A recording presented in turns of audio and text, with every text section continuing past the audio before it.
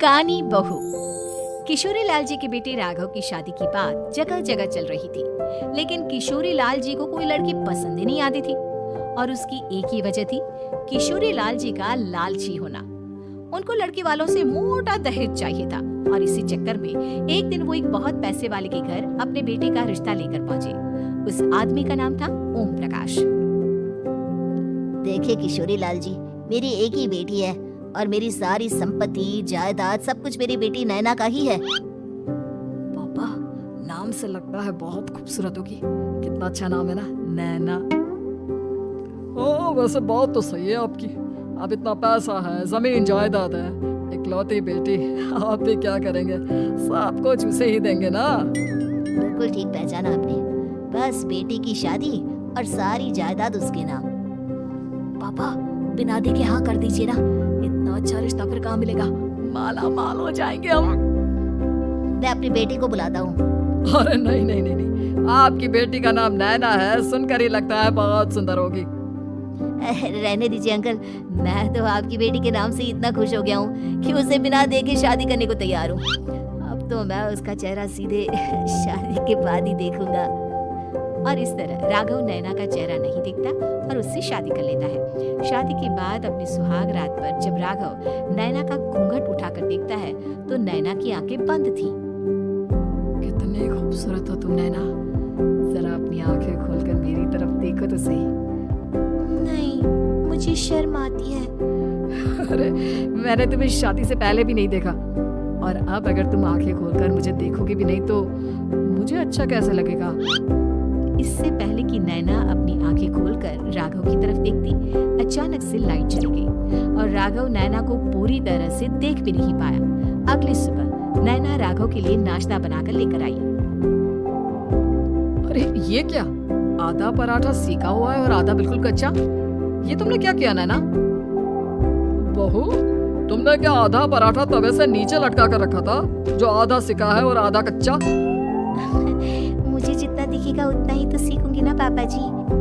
जहाँ जहाँ मुझे नजर आ रहा था वहाँ मैंने सीख लिया, जहाँ जहाँ नहीं दिखा वहाँ कच्चा रह गया होगा। इसका क्या मतलब है? ये कैसा मजाक कर रही है तुम? अरे बहू, तुमने इतना लंबा घूंघट क्यों लगाया हुआ है? देखो, हमारे घर में बहुओं को बेटी की तरह रखा जाता है, और फिर तुम तो इतना सारा माल लेकर आई हो। देखो, ये घूंघट डालकर रखने की कोई जरूरत नहीं है। हाँ नैना, पापा जी ठीक कह रहे हैं, तुम तो आराम से रहो, अपना ही घर समझो। नैना अचानक से अपना घूंघट उठा लेती है।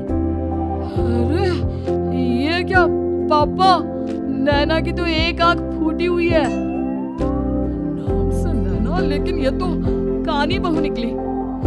मेरे साथ धोखा हुआ है, धोखा। बिना दिखाए अपनी कानी लड़की मेरे संग ब्याह दी। मुझे कानी बीवी नहीं चाहिए। मुझे अभी ओम प्रकाश जी से बात करनी पड़ेगी। आखिर उन्होंने मेरे साथ ऐसा किया क्यों? अरे आप लोगों ने ही तो पापा से कहा था कि आप लोग शादी से पहले मुझे देखना नहीं चाहते। अब मेरे पापा पर क्यों इल्जाम लगा रहे हैं? अरे लेकिन उन्हें बताना तो चाहिए था ना कि तुम कानी हो, एक आंख से तुम्हें दिखाई नहीं देता। किशोरी लाल और राघव नाराज होकर ओम प्रकाश को अपने घर बुलाते हैं। पापा जी, ये आपने क्या किया? शादी से पहले बताया क्यों नहीं कि नैना की आंखों में परेशानी है? अरे आप ही ने तो लड़की देखने से मना कर दिया था। और लेकिन आप बता तो सकते थे। आपको तो हमारी बेटी की प्रॉपर्टी चाहिए थी, वो भी पूरी की पूरी। अब क्या हुआ अगर उसे आधा दिखाई देता है? प्रॉपर्टी तो आपको पूरी मिल गई ना। अरे ये क्या बात हुई? मेरी शादी प्रॉपर्टी से नहीं, आपकी बेटी से हुई है। अब ये तो पहले सोचना चाहिए था, तब तो मेरी प्रॉपर्टी देखकर तुम्हारी जुबान लप लपा रही थी। लेकिन मैं कानी लड़की को अपनी बीवी बनाकर नहीं रख सकता। पापा, कुछ करिए ना आप। हाँ, करता हूँ। देखिए ओम प्रकाश जी, आप हमारे साथ ऐसा नहीं कर सकते। और तुम देखो, अगर तुमने मेरी बेटी से शादी तोड़ी ना, तो जो भी प्रॉपर्टी मैंने तुम्हें दी है वो तो पूरी की पूरी वापस ले लूंगा, और आधी प्रॉपर्टी तुम्हारी भी लूंगा। अरे मेरी आधी प्रॉपर्टी भला क्यों लेंगे आप? इसलिए क्योंकि मेरी बेटी को आधा नजर आता है और उसकी नजर अभी तक तुम्हारी आधी जायदाद पर ही पड़ी है। अब तुम उसे घर से निकालोगे तो कुछ तो लेकर जाएगी ना। और अगर हम आपकी बेटी को अपने घर की बहू बनाकर रखें तो? तो तुम्हारी पूरी प्रॉपर्टी तुम्हारी ही रहेगी और जो मैंने तुम्हें दिया है ना उसमें से बस मैं आधा लेकर जाऊंगा। अरे लेकिन अब आप अपनी दी हुई प्रॉपर्टी में से आधी वापस क्यों लेकर जाएंगे? अगर मैं आपकी बेटी को अपनी पत्नी बनाकर रखने को तैयार हूँ तो। इसलिए ताकि भविष्य में अगर तुम मेरी बेटी को धोखा दो तो उसके पास कुछ तो रहे जो पति का हो। वैसे मेरे पास तो बहुत कुछ है लेकिन अपने पति की कोई निशानी तो उसके पास होनी चाहिए ना।